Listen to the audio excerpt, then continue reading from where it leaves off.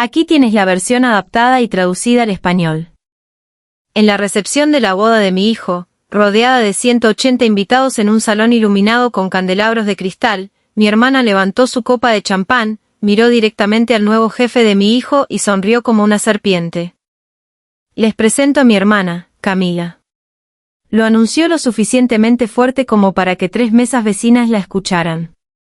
Es la caridad de la familia, la desempleada que vive de la limosna de nuestros padres. Traten de que no les pida dinero. Un silencio sofocante cayó sobre el círculo.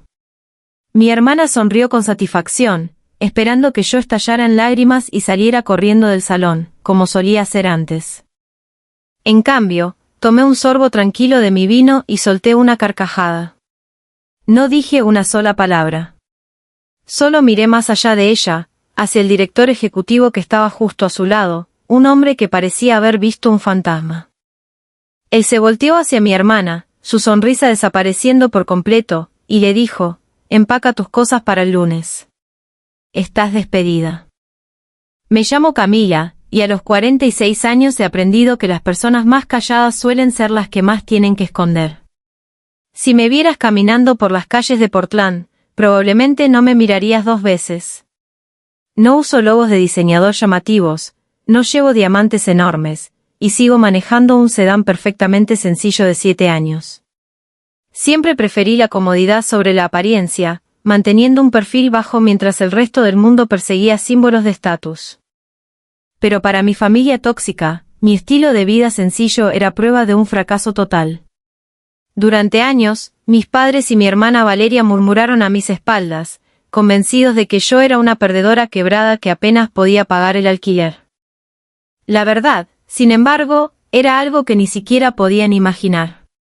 No necesitaba escalar una jerarquía corporativa, porque yo había construido los cimientos.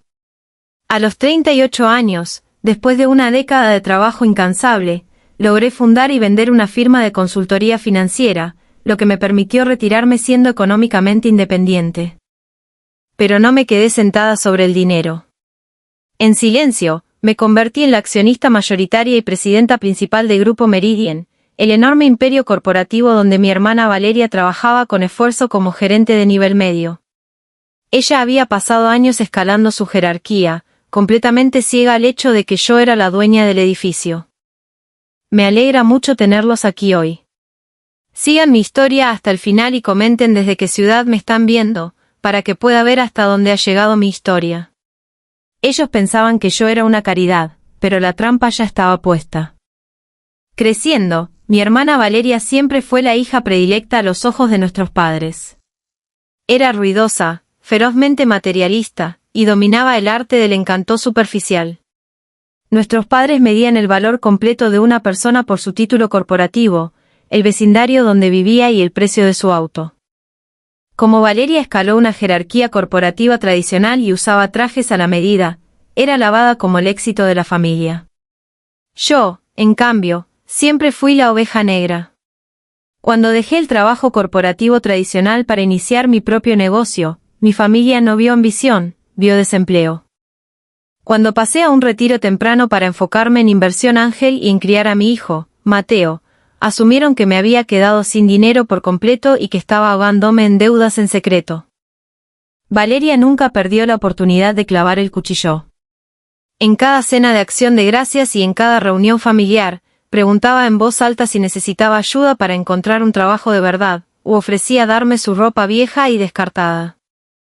Mis padres sacudían la cabeza con lástima fingida, murmurando sobre lo triste que era que Camila simplemente no pudiera organizar su vida.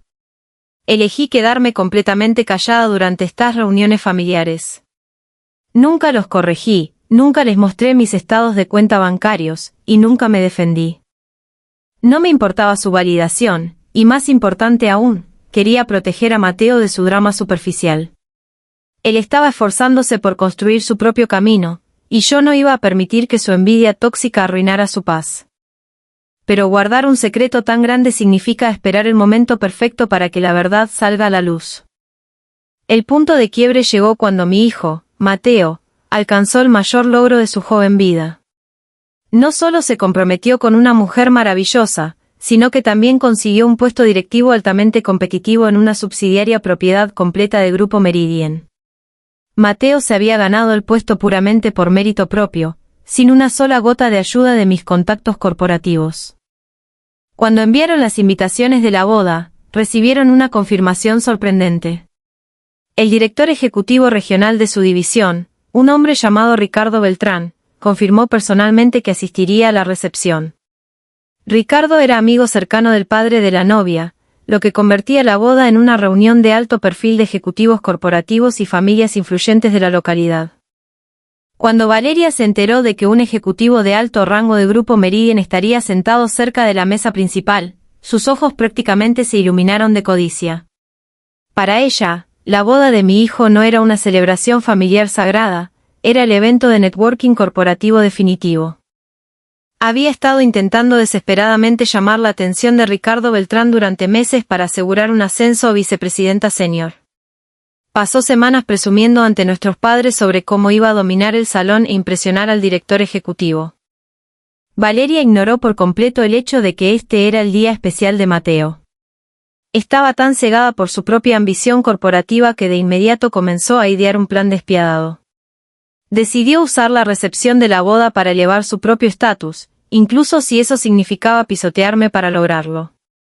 2 días antes de la boda, estaba revisando el informe ejecutivo mensual que me enviaba directamente a mi correo privado la junta directiva de Grupo Meridian. Como presidenta principal, siempre mantenía un ojo atento sobre la cultura corporativa interna. Fue entonces cuando noté una comunicación interna sobre ascensos regionales, redactada nada menos que por mi hermana Valeria. Mientras leía sus notas corporativas, mi mandíbula se tensó. Valeria había pasado el último trimestre atribuyéndose todo el crédito de un enorme proyecto de cadena de suministro que en realidad había ejecutado un equipo junior. Pero lo que me heló la sangre fue el párrafo final de su declaración personal, donde sutilmente hablaba mal de un familiar sin nombre, flojo, que vivía de la caridad, para resaltar su propia ética de trabajo superior y su dedicación a la empresa. Estaba usando activamente nuestra dinámica familiar como herramienta para hacerse ver como una mártir corporativa frente a la junta ejecutiva. No tenía idea de que la presidenta silenciosa que leía sus palabras engañosas era la misma hermana de la que se burlaba. Valeria estaba jugando un juego corporativo peligroso, usando mentiras y manipulación para construir su imperio mientras arrastraba mi nombre por el lodo. En lugar de reaccionar con ira inmediata o confrontarla en ese momento, una claridad fría me invadió. Cerré mi laptop en silencio y marqué el número directo de la oficina del director ejecutivo de la subsidiaria, Ricardo Beltrán. Organicé una reunión privada y formal con él para el lunes por la mañana, inmediatamente después de la boda, tendiendo una trampa silenciosa que ella nunca vería venir. La noche de la recepción de la boda fue hermosa, pero la tensión bajo la superficie era espesa. El gran salón estaba lleno de música, risas y el tintineo de las copas, pero mis ojos estaban fijos en Valeria. Llegó con un vestido de diseñador exageradamente costoso y llamativo, que prácticamente gritaba por atención, completamente desesperada por opacar a todos en el salón. Nuestros padres la seguían de cerca, mirándola con orgullo mientras me ignoraban por completo, sentada tranquilamente en la mesa familiar. A Valeria no le importaba la hermosa ceremonia ni la felicidad de Mateo. Sus ojos escaneaban el salón como un halcón, hasta que finalmente encontró su objetivo. Ricardo Beltrán, el director ejecutivo de la división, estaba de pie cerca de la mesa principal, conversando cortésmente con algunos otros ejecutivos de negocios locales. Valeria de inmediato tomó una copa de champán, enderezó su postura y marchó a acorralarlo, arrastrando a nuestros padres con ella. Se lanzó a una actuación ruidosa y presumida, promocionando agresivamente sus logros corporativos, riendo un poco demasiado fuerte ante sus bromas educadas. Pero cuando la conversación se acercó más a donde yo estaba sentada, Valeria vio su oportunidad definitiva para brillar. Queriendo verse como la salvadora corporativa más trabajadora frente a su jefe, dirigió su atención directamente hacia mí. Con una sonrisa afilada y cruel, soltó el devastador insulto público del inicio de esta historia, con toda la intención de destrozar mi dignidad y afirmar su superioridad frente a los nuevos consuegros de mi hijo. Pensaba que estaba dando un golpe fatal a mi reputación, sin saber que acababa de caminar directo hacia la ejecución de su propia caída corporativa. La sonrisa en el rostro de Valeria se congeló por completo cuando la expresión educada de Ricardo Beltrán desapareció del todo. No se veía divertido, y ciertamente no se veía impresionado. En cambio, una ola de puro horror recorrió su rostro mientras miraba de mi hermana sonriente directamente hacia mí. Ricardo sabía exactamente quién era yo. Conocía mi rostro porque yo era quien firmaba sus paquetes de compensación ejecutiva, y era quien financiaba todo el presupuesto anual de su división. No veía a una perdedora desempleada frente a él. Veía a la dueña absoluta de su carrera. Valeria, completamente ajena a la repentina caída de temperatura en el salón, mantenía su sonrisa falsa pegada al rostro, esperando que su jefe se uniera a burlarse de mí. En cambio, Ricardo dio un paso hacia un lado, se acercó a mi silla, e inclinó ligeramente la cabeza en profundo respeto. «Buenas noches, Presidenta Camila», dijo, su voz cortando el ruido del salón como un cuchillo. La mandíbula de Valeria cayó tan rápido que pensé que se rompería, y nuestros padres jadearon en voz alta. Ricardo se volteó de nuevo hacia Valeria, sus ojos de acero llenos de absoluto desprecio. «No tolero comportamiento tóxico y abusivo de parte de los empleados de Grupo Meridian, y mucho menos hacia la propietaria principal de esta corporación.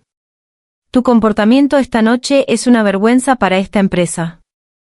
Tomó un respiro profundo y dio el golpe final. «No te molestes en venir el lunes. Empaca tus cosas. Estás despedida».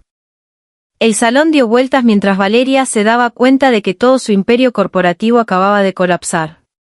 El hermoso salón cayó en un silencio absoluto mientras Valeria permanecía congelada, la realidad de su repentina caída hundiéndose poco a poco.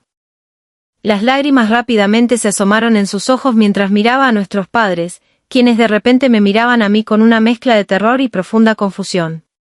Valeria dejó caer su copa de champán, dio un paso adelante y comenzó a rogar, pidiéndome desesperadamente que le dijera a Ricardo que todo había sido solo una gran broma familiar. Nuestros padres se unieron, cambiando repentinamente de tono, murmurando sobre cómo todos éramos familia y necesitábamos permanecer unidos. Simplemente me puse de pie, alicé mi vestido, y los miré con una sonrisa calmada y serena. «Las acciones tienen consecuencias», dije suavemente.